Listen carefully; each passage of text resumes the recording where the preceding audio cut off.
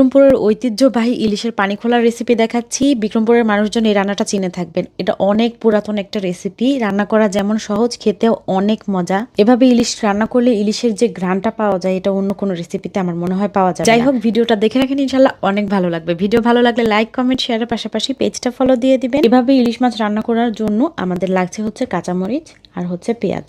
চাইলে এটার পাটা বেটে নেওয়া যায়, আবার কুচি কুচি করে কিন্তু কেটেও নেওয়া যায়। কাঁচামরিচটা না কেটে একটু ফালি করে নিলেও হবে, তবে পেঁয়াজটা একটু চিকন করে কুচি করে নিলেও হবে, বেটে নিলেও হবে, পেস্ট তৈরি করে নিলেও হবে।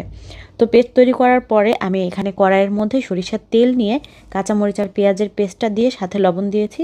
এখন হাত দিয়ে একটু ভালো করে মেখে নিচ্ছি। তেলের সাথে পেঁয়াজ আর কাঁচামরিচের কুচি নিলেও একইভাবে একটু হাত দিয়ে মেখে নিতে হয়। আর তারপর এখানে আমি ইলিশ মাছ নিয়ে এই রেসিপিতে একটু হলুদ মরিচের গুঁড়াও দিয়ে আমি করি মাঝে মাঝে, তবে অথেন্টিক যে ইলিশের পানি খোলার রেসিপি, ওটার মধ্যে কিন্তু শুকনা মরিচের গুঁড়া বা হলুদের গুঁড়াটাও ব্যবহার করে। এই রান্নাটারই কিন্তু আলাদা একটা টেস্ট আছে, এটা একটু সময় নিয়ে জাল করতে হয়। খাওয়ার ঠিক আগ মুহূর্তে রান্নাটা করি, সাথে সাথে খেয়ে নেই, আলহামদুলিল্লাহ একদম আসল টেস্ট পাওয়া যায়। যাই হোক, মাছটাকে খুব ভালোভাবে তেল আর মশলার সাথে মেখে নিয়েছি। মশলা বলতে তো ওই পেঁয়াজ আর কাঁচামরিচ। আর এভাবে একটু ভালো করে মেখে কিছুক্ষণ রেখে দিলে মাছের মধ্যে লবণটাও খুব ভালোভাবে ঢুকে যাবে। তো এরকম করে মশলা মেখে আমি কিছুক্ষণ রেখে দিচ্ছি। আর তারপরে এর মধ্যে দিয়ে দিব হচ্ছে পর্যাপ্ত পরিমাণে পানি। এই রান্নার নামই হচ্ছে পানি খোলা। এই রান্নার পানির ঝোলটাই খেতে বেশি মজাদার।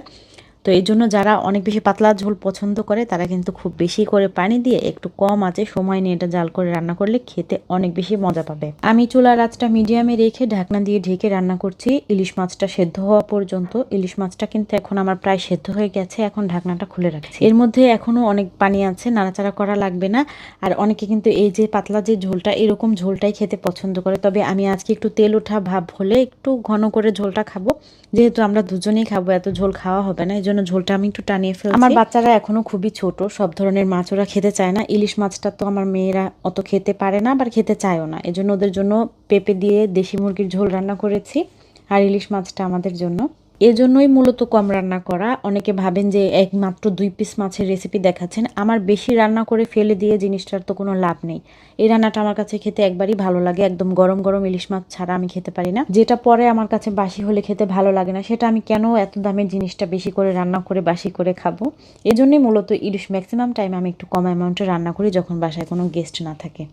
তো ঝোলটা একটু ঘন হয়ে আসার পরে আমি চুলা থেকে নামিয়ে নিয়েছি, আর গরম ভাতের সাথে এখন এটা খাবো। আলহামদুলিল্লাহ, এটা খেতে যে কি মজাদার। আর যারা ঝাল খেতে পছন্দ না করে, তারা কিন্তু এভাবে কাঁচামরিচ বেটে না দিয়ে একটু কেটে দিলেই হবে।